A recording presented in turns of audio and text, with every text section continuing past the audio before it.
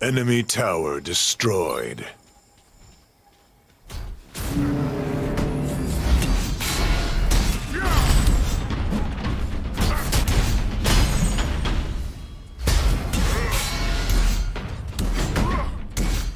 Double kill.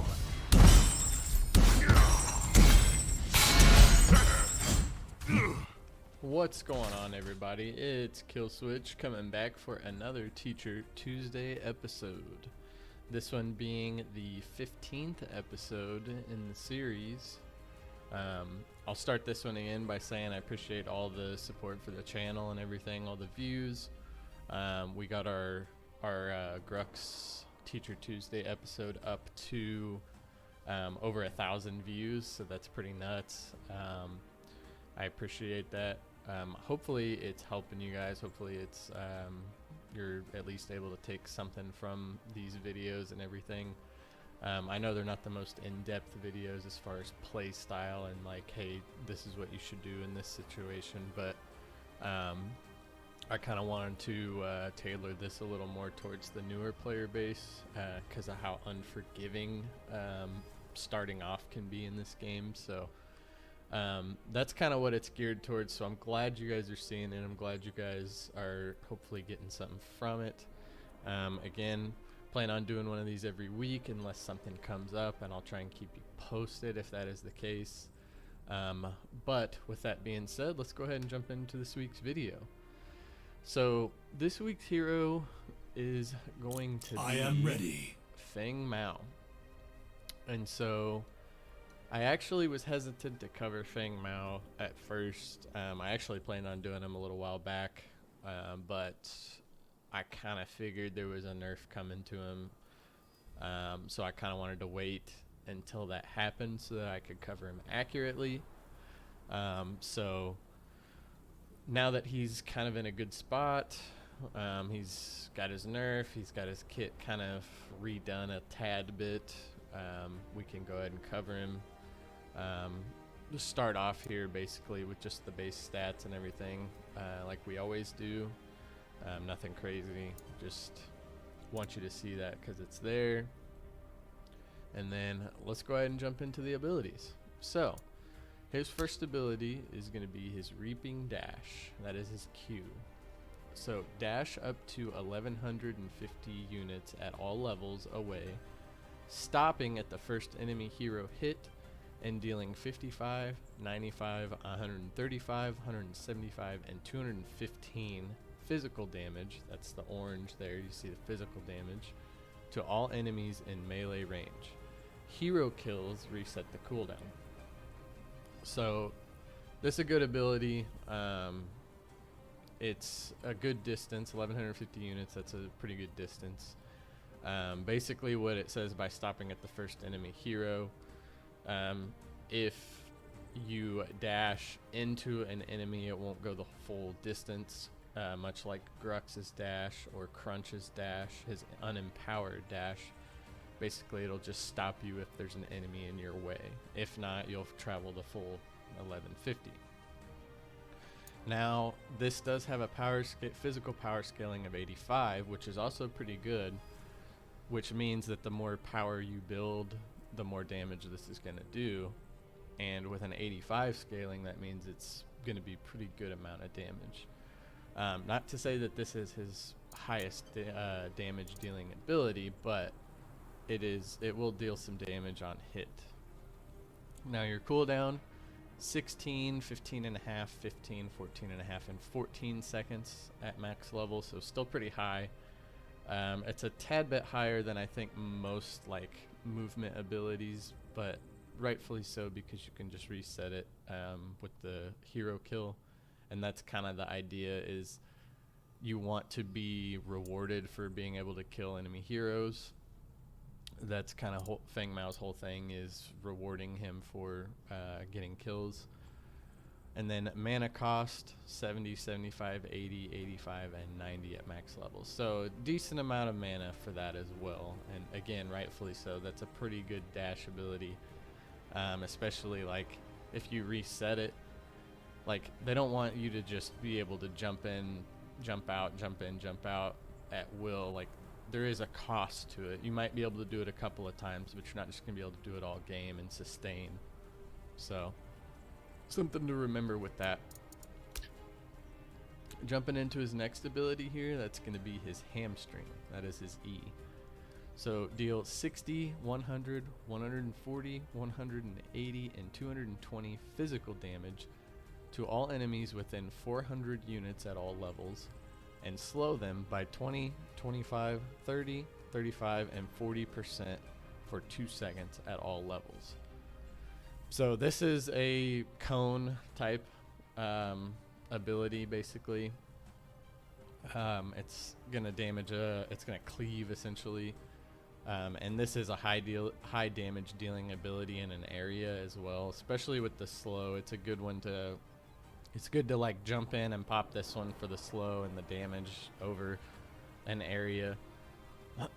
And the physical power scaling on this is 75, so again, pretty good amount of damage that you're going to be stacking with your building power and whatnot. Now the cooldown on this 10, 9.5, 9, 8.5, and 8 seconds, so that's a little bit lower. That's a pretty good cooldown, I think. It is a pretty good ability, and really, like, outside of his ultimate, is really only like the only damage dealing ability that's not a utility or a movement ability, so that's something to keep in mind. Like, obviously your damage is going to come mostly from your basic attacks anyways, but if you were able to have this on a, you know, lower cooldown at all times, you would just be dealing insane damage in an area. So mana cost is 50, 55, 60, 65, and 70 at max level, so not too bad. That's a pretty good spot, I think, for that ability. Nothing too crazy, but still, I wouldn't call Feng Mao mana intensive, but it can start to rack up if you're just constantly popping into fights, popping out, you know, hitting these abilities and stuff. He can become mana intensive if you're just constantly in fights and stuff.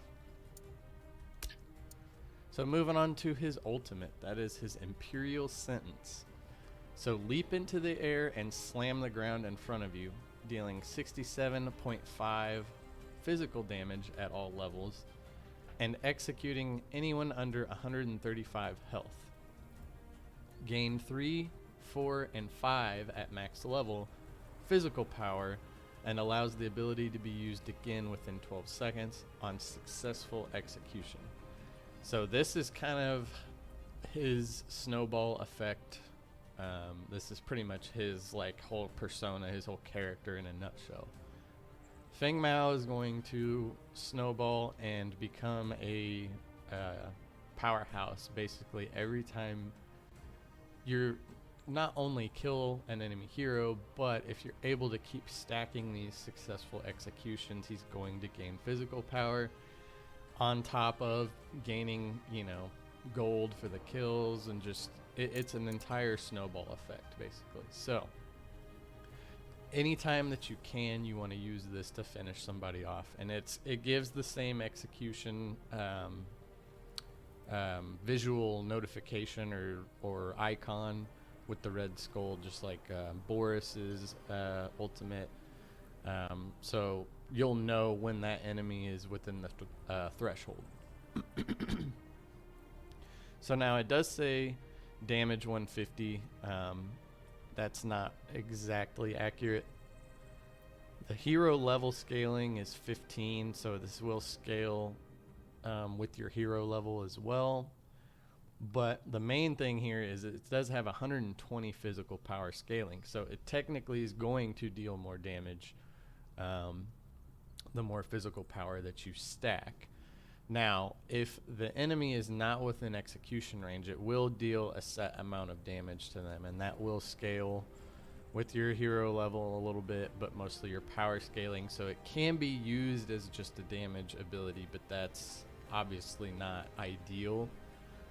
You're going to want to be able to use that for the execution, but just something to keep in mind where, like, you know, maybe you hop into a fight and you get stuck and you're getting, you know, you're they're dealing a ton of damage to you, and you're really not going to be able to get out.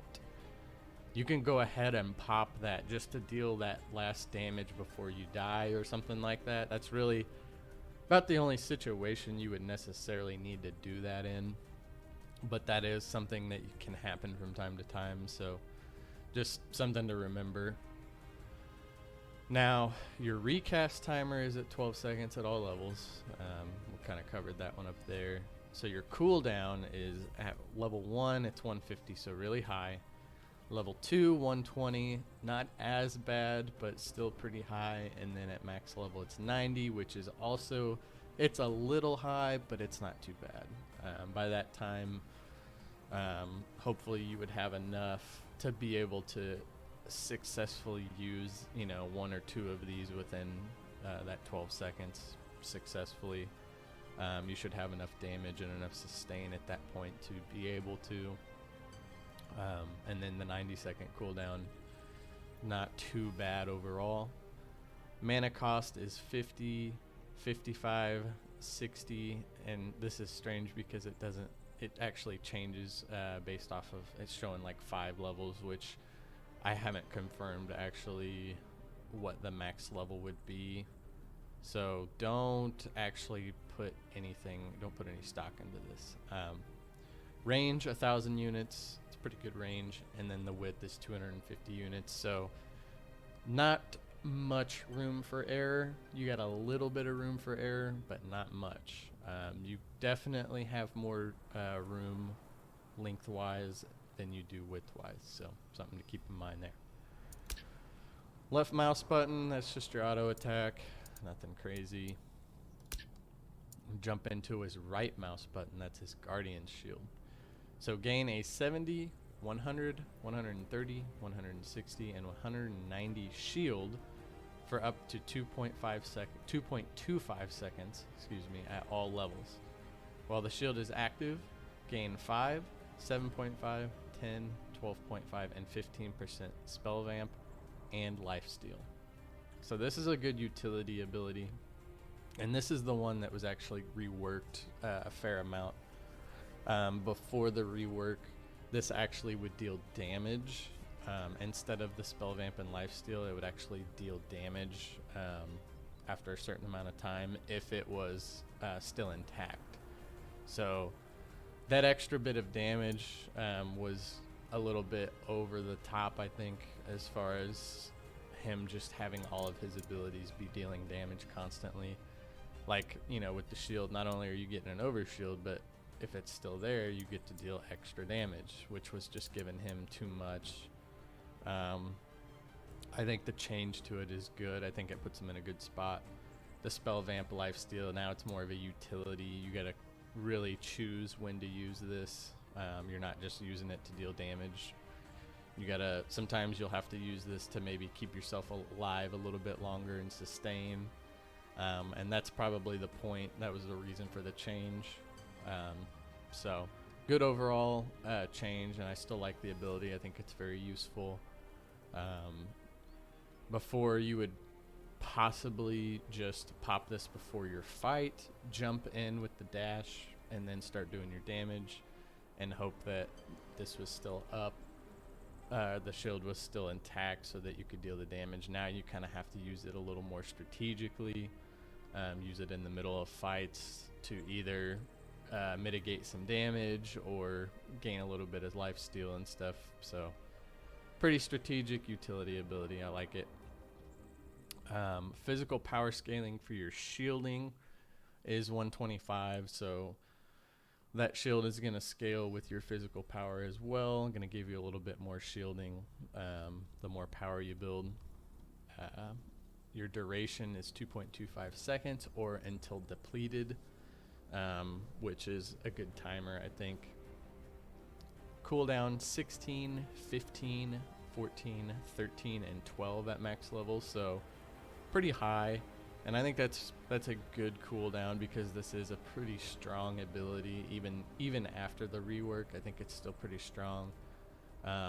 It's similar in the sense to like Kwang's right mouse button with the shielding. If he was just able to keep shielding and mitigating damage over and over again, that'd make him a little overpowered, especially as a guy whose kit really falls in line with like an assassin type, being able to just constantly mitigate damage and stuff. Like, yeah, that'd be great. I mean, assassin players, you know, assassin hero players love that, but I don't think that's quite healthy for the game. So higher cooldown, I think that's good.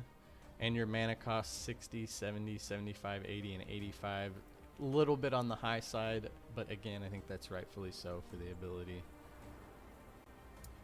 Moving on to his passive, Guardian's Skill. So every 4th ability hit or successful basic attack against enemy heroes or large and epic monsters deals 6, 6, 6, 6, and 6 physical damage. Now, this isn't, again, like, don't put stock into this number per se. Basically, what you need to know is that every 4th ability hit or successful basic attack is going to deal extra damage.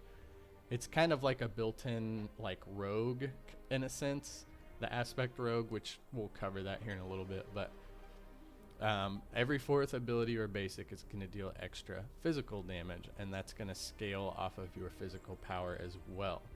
So every 4th attack going to deal extra damage, and it's not something you really have to like necessarily keep track of, because you're not really going to be banking on that. It's just going to be like an added bonus. So it's there just to deal some extra damage. So it's good passive, good ability, and it kind of goes hand in hand with the rogue aspect as well.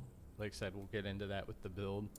And I'll show you how they kind of go hand in hand. All right, so let's go ahead and hop into the aspects for Feng Mao here.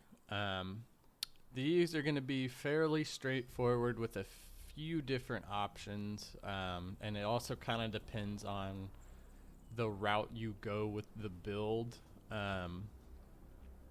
There's a couple of ways you can build him, a couple of ways that might be a little more impactful.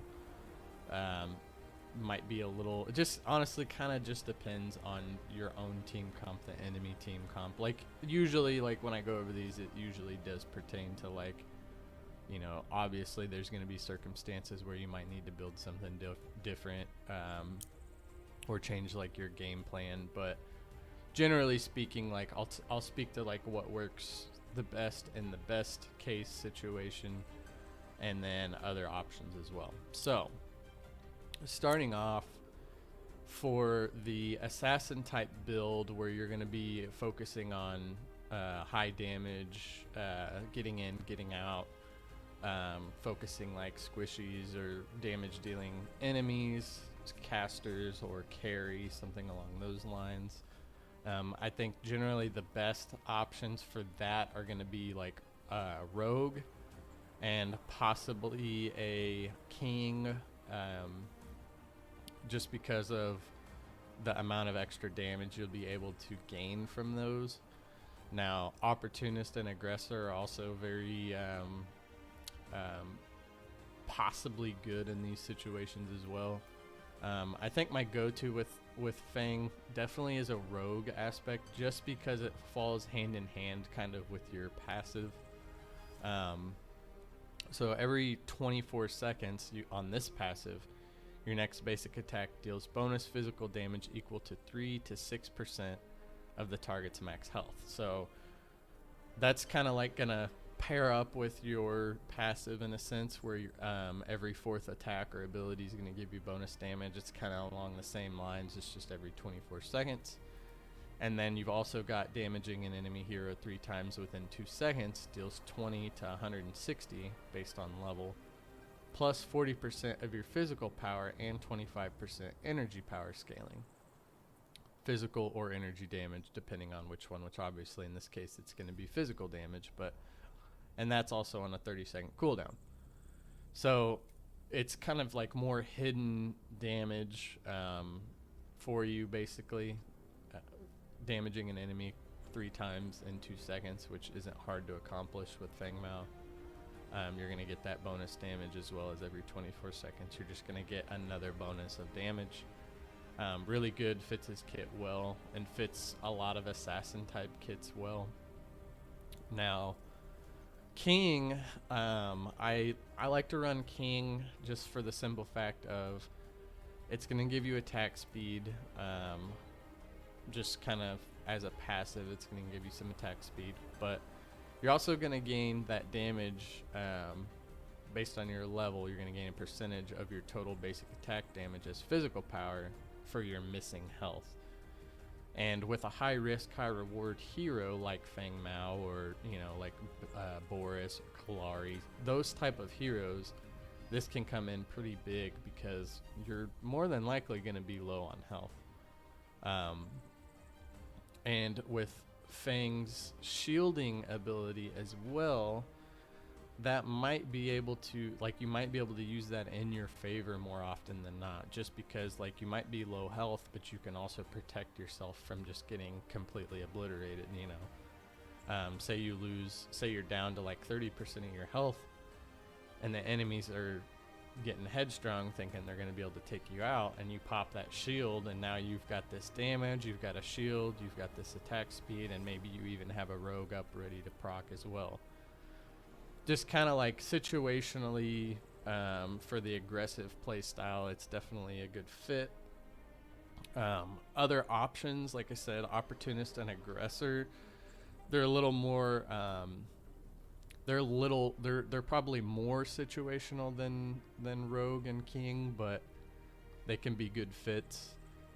Now if you want to go into a damage tank hybrid type of build, more almost like a bruiser or something like that, you certainly can go into Beast Hunter if you're playing him in the jungle.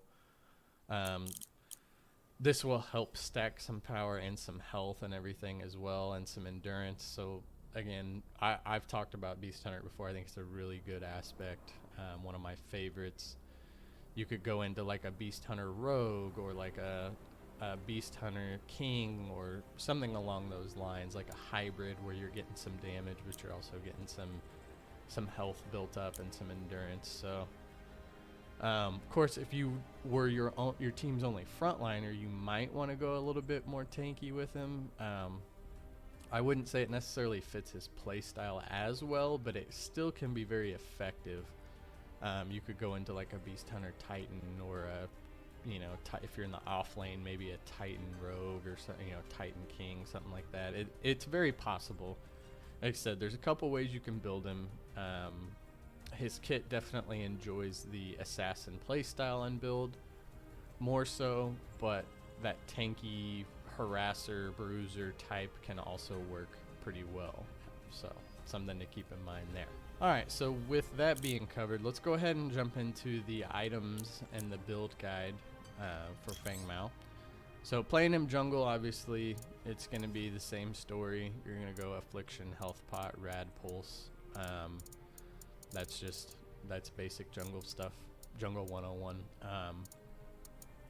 But after that, so Feng Mao is one of those heroes that you almost have to build according to how far ahead or how behind, or you'll go in with a game plan of how you're going to build him, but that's probably going to change as the game goes along, because there's just too many variables with Feng Mao. If you get a couple of kills early and you're able to really punish and assert your dominance, basically, you can kind of build into a more aggressive playstyle. Now, if you're behind, or if you just haven't been able to do a whole lot, you might have to build a little bit safer. And so what I mean by that is, with Feng Mao, your first item you build can definitely be Reign of Fervor, just to finish it off, and you've already got half the item built, basically.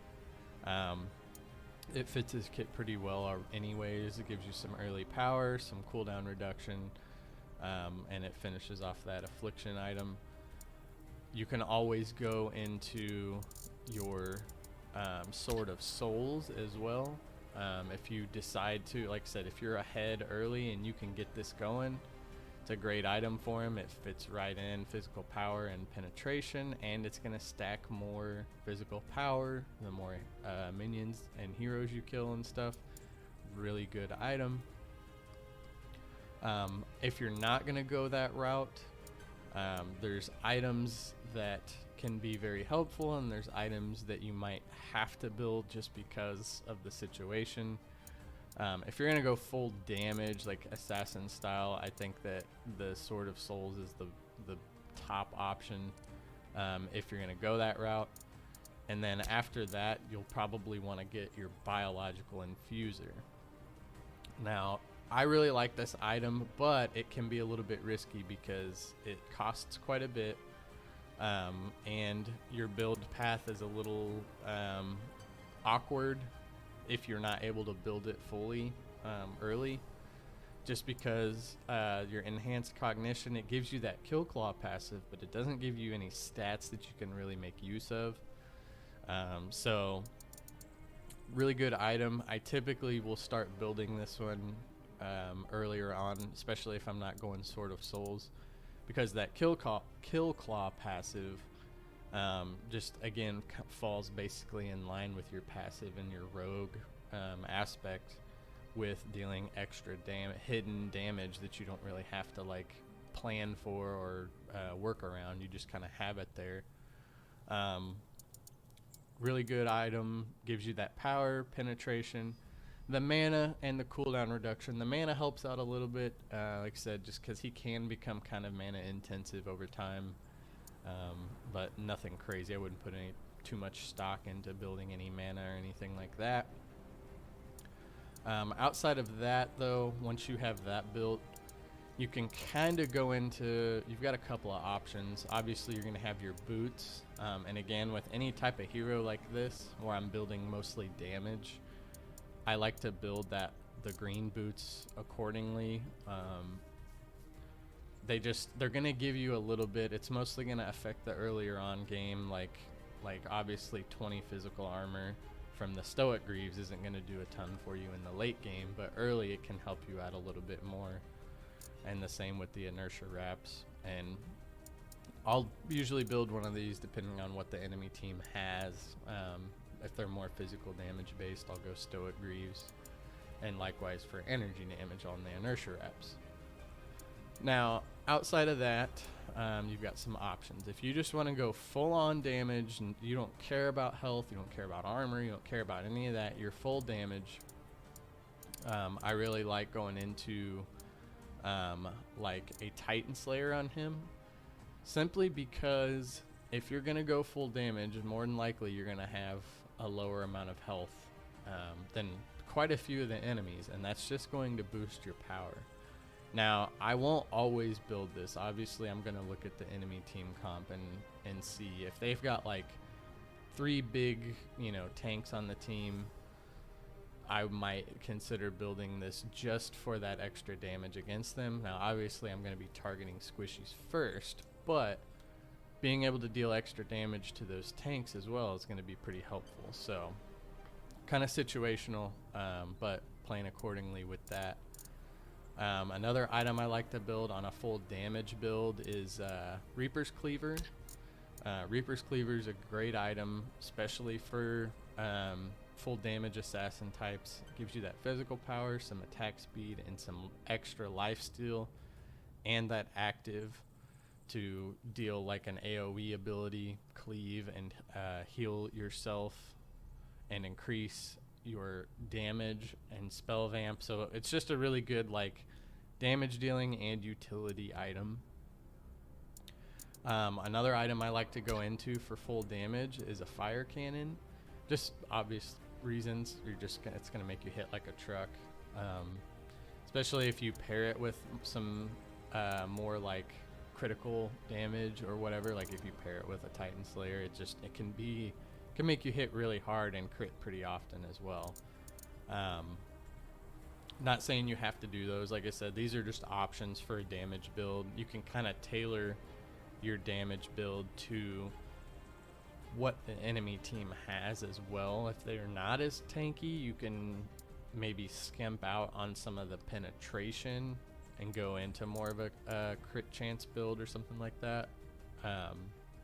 Not necessarily like with the intention of building crit, but just these items that give a lot of power will help stack some critical chance as well. Now, other than that, you've got some options like Fate's Gunblade to give yourself that spell shield for some protection. It still gives you some power and some penetration. You could always go into a crossbow. You could go into like you could even go into like an Infernal Gunblade or a Doomsbringer rifle. Like the build option is pretty open. It's more or less like what is gonna fit the situation the best. Now, if you're gonna go into a hybrid build, which I think the hybrid build right now with the state of the game and the way Feng Mao plays, I think the hybrid build is probably the better option, simply because you're rarely ever going to just be able to build full damage assassin style and get away with it. Teams are going to start like really keying in on you, especially if you're not tanky at all. You have no health build, you have no sustain really other than being able to proc your abilities. If they have any crowd control, they're going to use it on you, and they're going to be able to blow you up pretty quick. So I think probably the hybrid build is somewhere in the middle. Finding that good balance is the best way to go. Now, I've covered items like Demon Sword that gives you physical power and health, U-Mantle. You could even go into like a Knight's Battle Plate. This is actually kind of a sneaky play on him, just because like obviously you're not going to get a whole lot of use out of the armor for his kit, but it can just I mean, it's 2600. It gives you a good amount of armor for both, and it's just going to protect you a little bit more. If this is the only tank item you have built, that's still quite a bit of armor there. Like say you have, you know, a Demon Sword, a Battle Plate, say you do go into the Biological Infuser, and maybe a Reaper's Cleaver. You have a good amount of damage, you have some health built with Demon Sword, and you've got some armor, while you're still doing respectable amounts of damage. So, again, like I said, it's kind of finding that happy medium, that balance of, you know, if I'm doing a ton of damage, I'm not having any problems killing like the enemy damage dealers, but I'm falling to team fights, or I'm just not able to fight with the team properly. You might consider going into something like that, maybe even like a Blighted or a Bale or something, you know, like weigh your options. So I would say finding that balance is going to be the hardest part with the build, and you're really going to kind of have to, that's why I said your build is going to probably change throughout the game, because you're going to notice like what you need, you know, like if you have enough damage, like I said, and you need some tankiness or some health or something along those lines. Maybe you need a utility item. Maybe you want to grab one of the overdrives. You know, those are all valid options. Especially with him, if you've snowballed with your ultimate, you've stacked some power. It's not a bad thing to jump into some tankiness. If you're dealing enough damage, the tankiness will definitely help keep you alive. So that pretty much covers Feng Mao's build.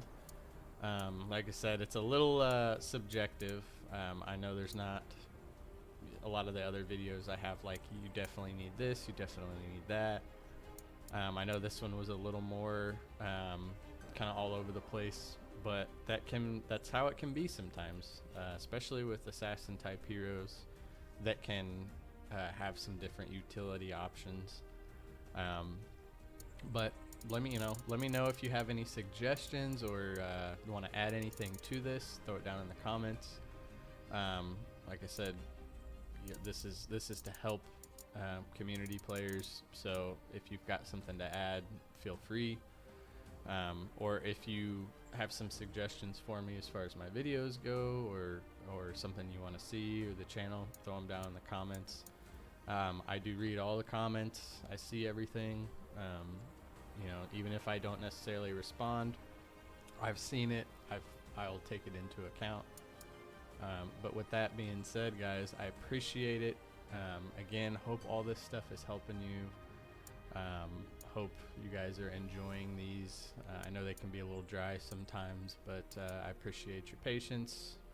And again, thank you. We'll see you next week.